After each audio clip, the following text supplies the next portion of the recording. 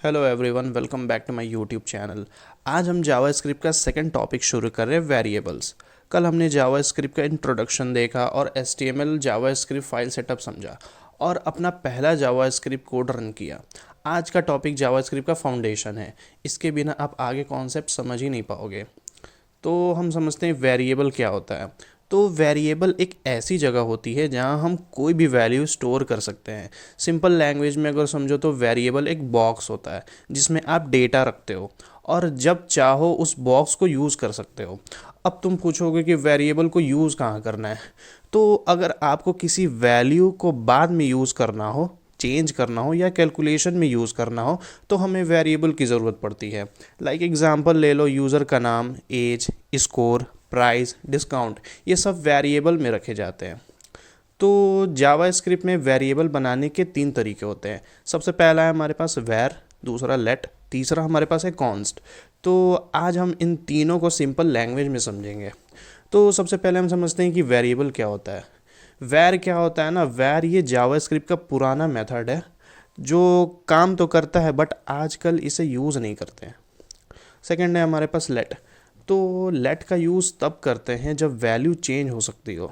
Like example ले लो, score change करना होगा या एज चेंज हो सकती है, तो इसीलिए लेट का यूज़ होता है। तीसरा है हमारा कॉन्स्ट। कॉन्स्ट उन वैल्यूज़ के लिए होता है जिसे चेंज नहीं करना होता, जैसे वेबसाइट का नाम, कंपनी नेम, एपीआई केज। तो ये वैल्यू फिक्स्ड होती हैं।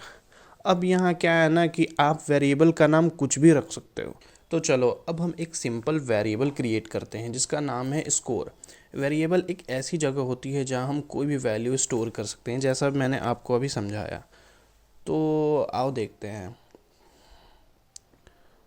Let score is equal to 5। यहाँ मैं लेट कीवर्ड यूज़ कर रहा हूँ। लेट का यूज़ तब होता है जब वैल्यू फ्यूचर में चेंज हो सकती है। यानी मैं स्कोर के अंदर 50 स्टोर कर रहा हूँ, यानी मैं इसे बाद में चेंज भी कर सकता हूँ। तो नेक्स्ट है हमारा console डॉट लॉग स्कोर।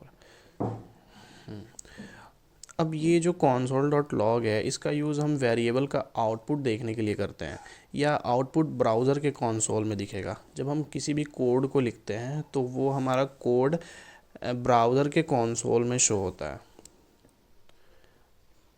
अब नेक्स्ट है हमारा स्कोर इज इक्वल टू 80। यहाँ हमने वैल्यू को चेंज कर दिया। अब मान लो एक गेम चल रहा है और यूज़र का स्कोर बढ़ गया, तो हम सिंपली स्कोर की न्यू वैल्यू असाइन कर देंगे। यहाँ मैं 80 कर रहा हूँ। अब यहाँ हमने दूसरा कंसोल किया, console डॉट लॉग स्कोर, और फिर से console डॉट लॉग लगाकर आउटपुट देखते हैं कि स्कोर अपडेट हुआ या नहीं। तो देखो हमारा कोड सक्सेसफुली रन हो गया।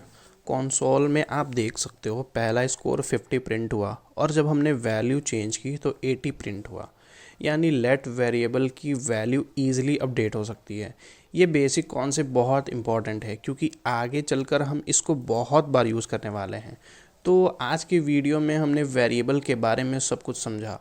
हमने देखा कि वेरिएबल एक्चुअली में होता क्या है, लेट, कॉन्स्ट और वैर का यूज़ कब और कैसे करते हैं, और एक सिंपल कोडिंग एग्जांपल के साथ हमने प्रैक्टिकली देख लिया कि वैल्यू कैसे अपडेट होती है। नेक्स्ट वीडियो में हम जावास्क्रिप्ट के डेटा टाइप्स पढ़ेंगे। मतलब नंबर क्या होता है, स्ट्रिंग क्या होता है, बुलियन क्या होता है, null क्या होता है, अनडिफाइंड क्या होता है और ऑब्जेक्ट क्या होता है।